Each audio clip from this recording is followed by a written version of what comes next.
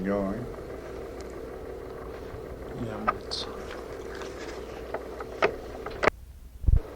And well, you know, the emphasis on the personal histories and so on. I got my book to get mine started. Uh-huh. I haven't written anything. This is an oral history with Grandpa Jensen, J. Seymour Jensen, being interviewed by Steve Cope on the 2nd day of January 1978 at the Jensen home. First question I have here: what were the family circumstances when you were born? I was the third child in the Andrew Jensen home, our family. Alvin and Ada were born at that time, and so I was the second son. Uh-huh. And by the way, this will be edited. Hopefully, we hope to transcribe it. Uh-huh. And cut out some parts where there was hesitation. Yeah, so we'll clean it up, and so you don't need to worry about that. And also, we may end up with 4 to 6 hours of tape. So, I mean, I don't know if I'll get that much this trip. It may take that much to cover it all. So, by the time that we finish, it won't matter much how we start, I guess. Anyway, can you tell me more about those circumstances? What was your father doing at the time, and do you remember anything about? It might be well for me to say that I was born in 1896, the same year as Utah became a state. Just before the turn of the century. Right. Good. What kind of a home were you living in at the time you were born? We lived on the lower street of the town, and at that time the home consisted of 2 rooms in the front and a shanty behind. Most of the houses along that street, the pioneer houses, were of that kind. Uh-huh. Later, of course, rooms were added at the rear. So you had 2 rooms, basically, and a shanty. Now, what's a shanty? Well, the shanty is made up of a sort of a lumber lean-to on this, usually used for a washroom and for storage. And there were 2 rooms upstairs, but it was not finished. Upstairs in the home, you mean? And then 2 rooms downstairs. 2 rooms downstairs. And then what kind of what were they? The 2 rooms? Did you have a kitchen and well, all-purpose? I'm sure both. The kitchen and the 1 room were used in a way as a living room. Not like these modern day homes with a bar separating, but all in 1 room with a big kitchen range and as a stove and also as a heater.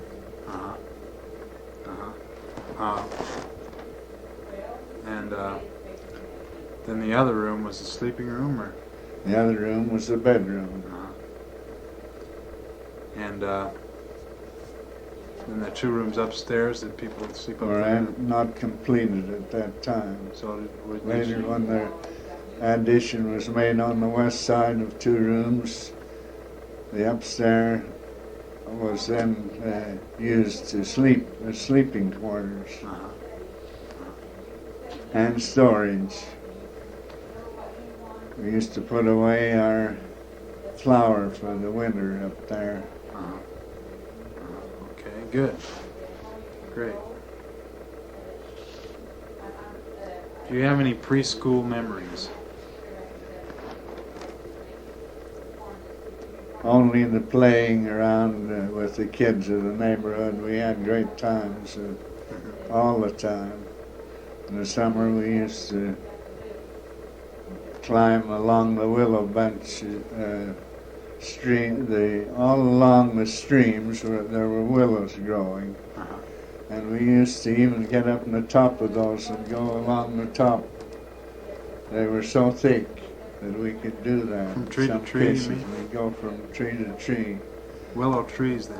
Uh-huh. And did you play with your brothers and sisters, older brothers and sisters? Oh, Uncle Jim's family were on right across the fence. There was no gate between. It was just like one family most of the time. Uh-huh. So the Munson family and our family were so close knit and together. And that was especially true when Uncle Jim went on a mission and Father took over his farming interests and his sheep, the operating of his sheep herd.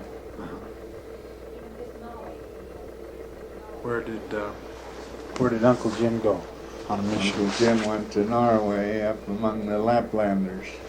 Did he take his wife with him, or? No, not at that time. Only men went on missions. Uh-huh. And the thing I remember is going over at Christmas time, Uncle Jim sent home some red boots from the Laplanders with turn-up toes. And also there came heavy fur coats and things of that sort. And in a way that was made a Christmas atmosphere from the land of the reindeers, you know, because the Laplanders are noted for the reindeers, and so if there is a home for Santa Claus, that was it. So that's the part of the Norwegians that live far That's north. the northern part of Norway. And they cultivate the reindeers. Was he able to make any converts, or do you remember anything about that? I don't remember, but only that it had such an effect on me that I wanted to be a missionary. Uh-huh. He came home right around the turn of the century when I was just a little tad. Uh-huh. Of course, all the family were over at the depot to meet him, come home. The train depot? See, that was quite a thing for a person to go on a mission at that time. He was probably one of the first missionaries to go from Mount Pleasant. So he went via train and boat, I guess, right? Yes, by train over land and then by ship from there, New York, and over to the Northland of Norway. Then who took care of his family while he was gone? He left some family, didn't he? Yes, he left his wife and children, and as I say, Father looked after his interests, his farm and his sheep. He had a sheep herd, and of course that was a great thing for us kids, boys especially, to go up the sheep herd. Your father Paddling over the rocks traveling then was by a wagon, and of course that was a rocky road over which we bounced for about 4 miles up to the beginning of the mountain range. Your father didn't have sheep then, so that was new or different for you. No, my father never had owned sheep at that time. He operated on sort of a share basis. He had a little farm of his own, and at that time they were operating also a thrashing machine, which was a great thing for us children, because we'd run along following that thrashing machine. When we'd get out of school, we'd practically burst out of school and run. We could hear the engine, and because of in a small town, you could hear it all over town, and we knew what direction to go to find the threshing machine. And that, in the fall, that was a great sport for us kids. So, your dad operated the threshing machine, and in the fall, and then he got a part of the product. We always had our bins full of wheat and oats and hay in the barn. So we always kept cows, and as early as we could, I think I was 8 years old when I first learned to milk a cow. We had a red cow that was particularly mean.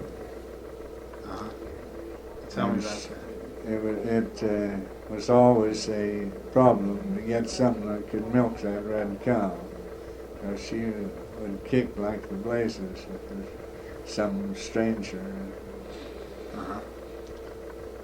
But most of the time, of course, Father being away with sheep and threshing, and left us boys to, I had an older brother, of course, Alvin, and while he was there, he used to milk the cows. So how did you handle the red cow? Alvin could handle it? Well, we had hobbles we'd put on her. And that way we could milk her without getting her to step in the bucket or kick the bucket over. She couldn't kick at all with hobbles on it. Was what? She couldn't kick then with hobbles on. No, we could fix them so tight that he couldn't move the legs.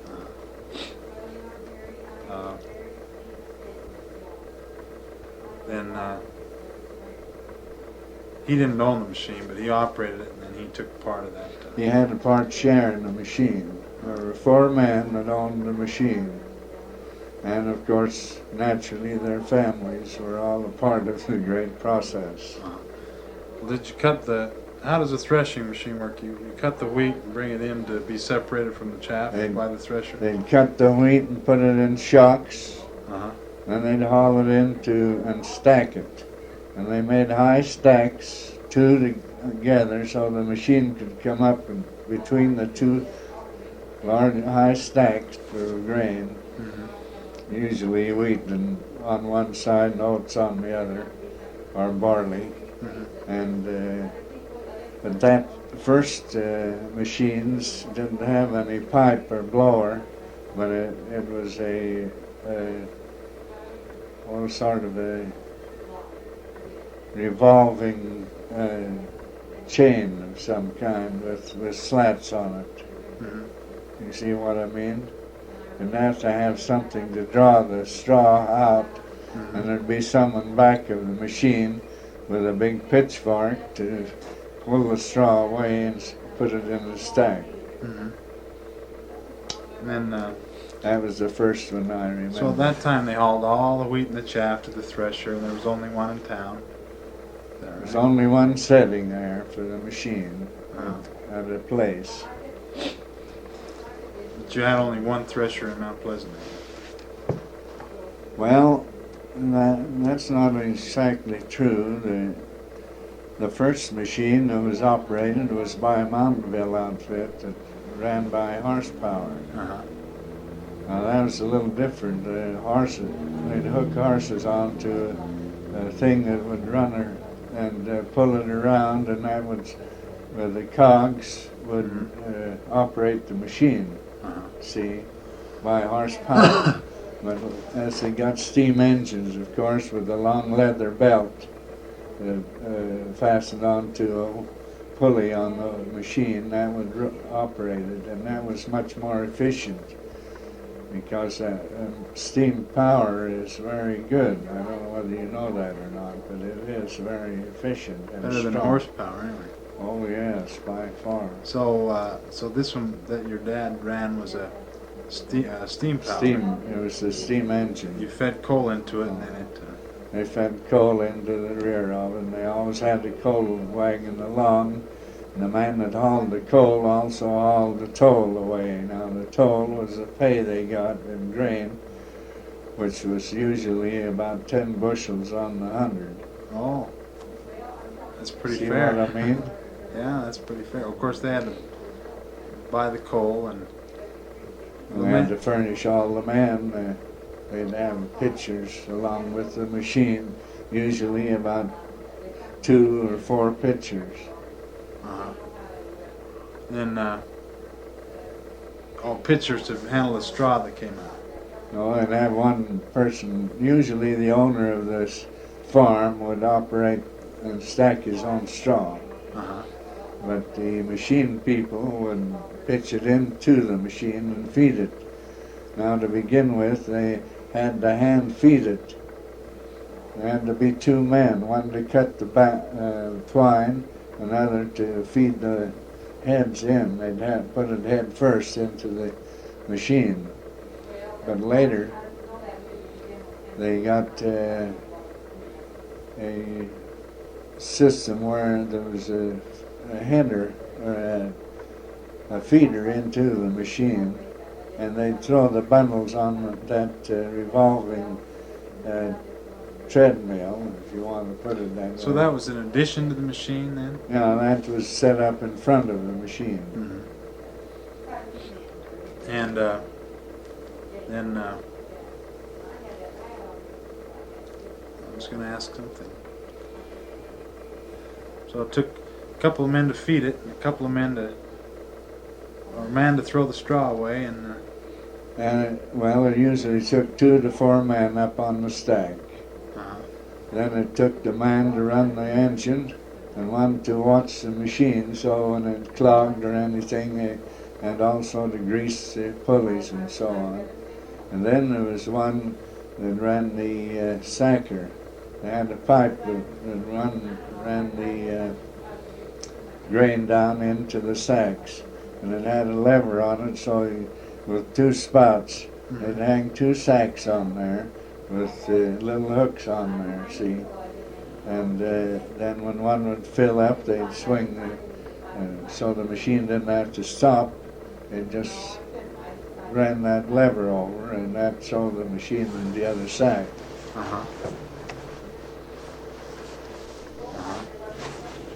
I'll get a piece of gum and my mouth gets. it sounds, You want a piece of gum? thank you. It sounds pretty interesting. What did they do before they had a thresher? Well, the horsepower, as I say. Of course, that was a horse-run thresher, and that's as far back as you can remember. Yeah. I mean, they always had something of that Before sort. that, they used to put the grain on the canvas, and they would sometimes even have animals walk over it to beat the grain out.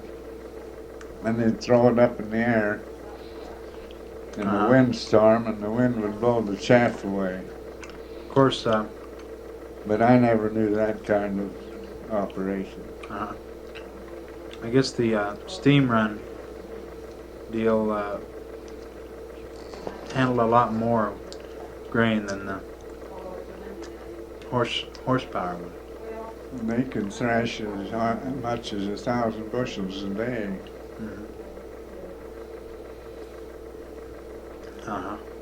Modern combine, about the most it could do would be 400 or so, I guess. And what? Modern combine might get 400 bushels at the most. Oh, yeah. Because they had to cut it and thrash it at the same time with the combine. Now, how far away was the sheep range there on the Munson sheep? You said it was up by the foot of the hill. It was up. They started at the foothills, and they'd gradually move up the mountainside, and as the snow melted off and the grass came. Usually they started in the lower country first, and they did the lambing down there. And that was in the lambing was done in the winter then? Sometimes they would put the rams in with the ewes so to regulate the time when they first start lambing, so that the lambing period would go over about, say, a month. Uh-huh. A month in what time of year? In the spring, April. Uh-huh. And then, so I guess they moved them winter to summer. Summer was the high country, and winter And was the the winter low. they went out on the desert with them. And that meant that whoever went on the desert stayed there all winter long. They'd usually come home with a big beard and long hair. The desert, you mean the... The West Desert. How far away was that? Well, that was, say, 100 miles or so. So that meant they had to drive the sheep out to the desert. And that would be quite a long system, see? And it was a long journey with the... And they had the sheep wagon. They'd have a couple of horses along. And of course, they kept those horses out with the wagon. So they go almost directly out west. They go out to what we call Black Rock, and that was the name that I remember. Mm-hmm. Way out around Scipio. And there they would winter the sheep. And a lot depended on the way the snow came, see? Uh-huh. Because they depended on the snow for the water, and the sheep would eat brush and grouse, and I think there were some plants that were particularly good, like shad scale they called it, Mm-hmm. and mesquite.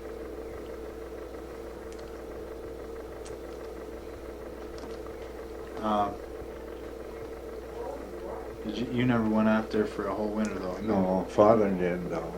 He sometimes went out. I don't remember his going very many times out to spend the winter.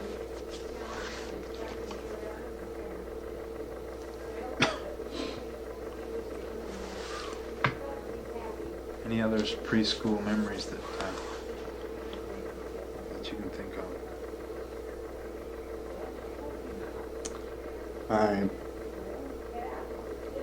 Well, that wasn't preschool. The thing I'm thinking about is when, around 1900, when the lights first came in the city. Uh-huh. I saw all of these innovations come in, you see, to the town. The electric lights came in, and that meant that one of the poles with the light on it was right outside our place, because our place was right in the middle. The street coming down would run right into our place, because we were not, this was not blocked off. We were in the field, if you might say, our home. That was a solid bank along there with just a lane going down here and there. So that there was a lane that passed by Krell, and went down to, the neighbors lived down in that below us in the field.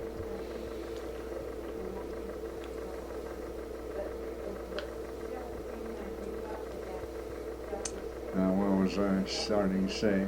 Well, we're talking about the lights. Were the street lights? Oh, the street light coming in, and this pole being right outside our place, it lighted up the neighborhood there. And we kids liked to play under the lights.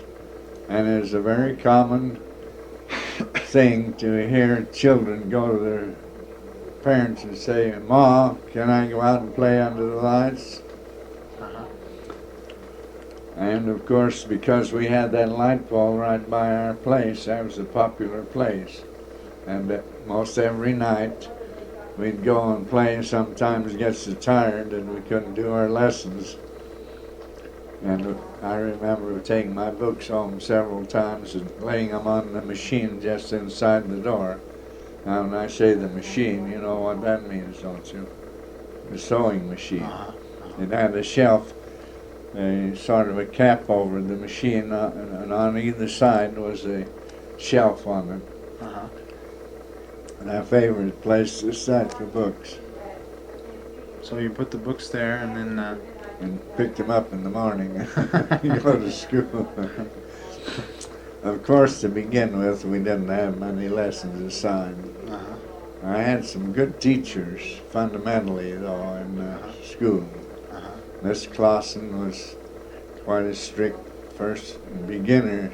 We had what we called the beginner's grade. Uh-huh. Then that meant an additional year in school unless you got out of there. Well, the way it happened, most of us made like 2 grades in one, because if we did well in the beginner's grade, then they would shift us up into the first grade, Uh-huh. and if we fit in there, then we'd go along with that class. So Sounds like Yeah. beginner's grade was like kindergarten, that's right. but you didn't have to go for a full year. No, we somehow or other changed over there in the middle of the year. And I remember my teachers, as I say, Miss Clausen, she taught us a poem that I like to recite at Christmas time. Uh-huh. It goes something like this. Father calls me William, sister calls me Will, mother calls me Willie. What do I start out with now? Father calls me William, Sister calls sister me. calls me Will, mother calls me Willie, but the fellers call me Bill. And all the time, all year round, there ain't no flies on me. Just for Christmas, I'm as good as I can be. Got a yeller dog named Sport, sick him on the cat. First thing she knows, she don't know where she's at. But all the time, the whole year round, there ain't no flies on me. Just for Christmas, I'm as good as I can be.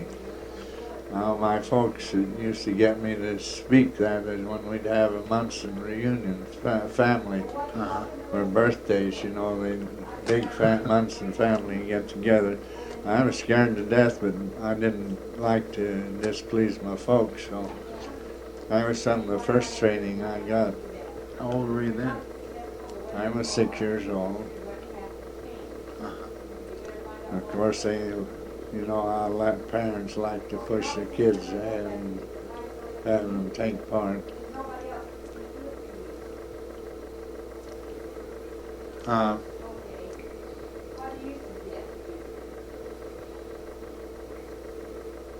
Back on the street light there, you had one light there on the whole block, was it? Or? One light there on the whole block, and of course, kids like to play right where the light would shine on them. In other words, where there was light enough to see what they were doing? Yeah. Well, of course, if you paid to kick the can, then they'd want to go and hide, and of course they had to hunt them out in the dark. We had a favorite game we called Walk the Moon Walk. We used to get somebody down blindfolded. They were it, and then we'd throw our hats between their legs and sail them out as far as we could, and then he'd swing him around 3 times and let him start out to walk, and whoever's hat he walked on, the rest of them would grab our hats up and beat him on the ears until he got to the goal. It's the goal set up. The guy who got his hat stepped on got beat on That the was ears. a lot of fun for the kids, but the parents didn't like it very well because I was hard on hats. Yeah. At that time, we rather favored wearing caps instead of hats. Uh-huh. They were handier for hitting. So the guy who got his hat stepped on, he got He had to run for the goal as fast as he could go. before he got his head beat. Yeah, he'd be beaten up a little. Then he was it. Yeah, he was the one whose hat he stepped on was it the next time. It was the one whose hat he stepped on that got his ears beat, wasn't it? Yeah. Yeah. Okay, then. But then he'd stoop over the next time, and then he'd be turned around, and he'll do the walking. Did he have his blindfold on, did he? Well, they turned him so he couldn't see, usually. I don't believe that we really blindfolded him. It was more of a dark, it was in the dark. Well, we must have had a blindfold too, because there wasn't going to be anything in. What was the part about setting the hat between the legs again? Well, if you could sail them far enough away, they wouldn't be walked on. Oh, everybody threw their hat through their legs then. Yeah. Oh, I see. And then kick the can, and what other games you play? Hide and seek, and this game we called Walk the Moon Walk, as we say.